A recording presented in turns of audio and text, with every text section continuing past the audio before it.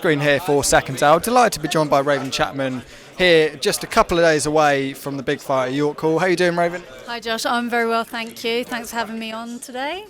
Yeah, it's good to see you again. You've said a couple of times in your previous interviews, first fight with Queensbury was out at York Hall. How much progression do you think you've made since then, and how happy are you where you are in your career?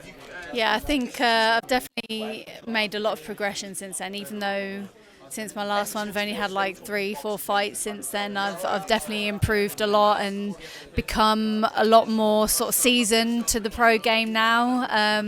Obviously I picked up my international title after that fight as well, and this is the second defence of it now, so yeah, I'm just really looking forward to Friday. Another thing that was mentioned up on stage was number 6 in the BoxRec rankings in the world for the featherweight division. That must give you a huge amount of confidence that still so early in your career, you're considered by many people to be an elite fighter. Yeah, it definitely gives me a lot of confidence. Gives me a lot of confidence in the fact that I know I'm not even the best that I could be yet, and there's still room for improvement. And that's exciting as well. You know, there's a lot more to me and to my game, and I'm excited to be able to show that and adapt that and continue growing through my fights. How much do you think people haven't seen of Raven Chapman yet? Because as we all know, it's a little bit different in sparring and in training than it is getting in there under the lights. How much do you think there is that we haven't seen yet from you? Yeah, I was saying this earlier, I think everyone's seen about 70% of me and what I can do, so there's still more to come, and hopefully I can show a few more extras and different bits we've been working on Friday night. You mentioned the position in the rankings, and obviously you've got the belt with you today as well. How far away from the real big fights where you could be headlining or even in world title fights, how far do you feel like they are away now? Well, I'd love to, next fight could potentially be an interim world title. Imagine having that as a headliner for me. That would be, amazing opportunity.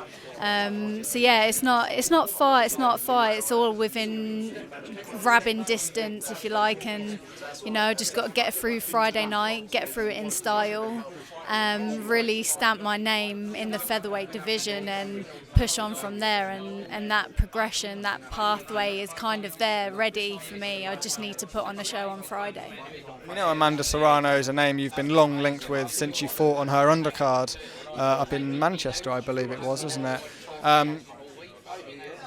She's obviously in a position in her career, a very different position to yourself. Do you feel like that fight has to come sooner rather than later, or? Yeah, potentially. Obviously, I wouldn't want to miss the boat on not getting the fight before Amanda decides to retire or hang up the belts and just go over to MMA, because obviously she's signed with PFL now. But yeah, you just never know what might happen, and yeah, I'd love to be able to get in there sooner rather than later and just fight the best, because that's what it's about. And obviously I respect Amanda a lot. I've shared food with Amanda, and yeah, I loved her and her team, and it would just be a great opportunity, great experience, and I'd be honoured to be able to get that opportunity. When you got into boxing, was that the dream fight? Was that the one? Yeah, we said it from the debut, like all roads lead to Serrano at the end of the day. Excellent. In terms of over here in the UK, Karis Artenstall and obviously from Australia, Sky Nicholson, that are sort of the leading lights, but they are with rival broadcasters in DAZN and with Boxer as well. They're going to be fights that you're going to be calling for, and they're going to be calling for soon as well. Do you feel like they're makeable despite the promotional divides? Yeah, I'd imagine so. I think with the women, I feel like they're more likely to happen. Those kind of crossover fights happen more often. So yeah, it's something that would, I reckon, 100% be in the making, in the pipeline, later on down the line, or, well, whenever really.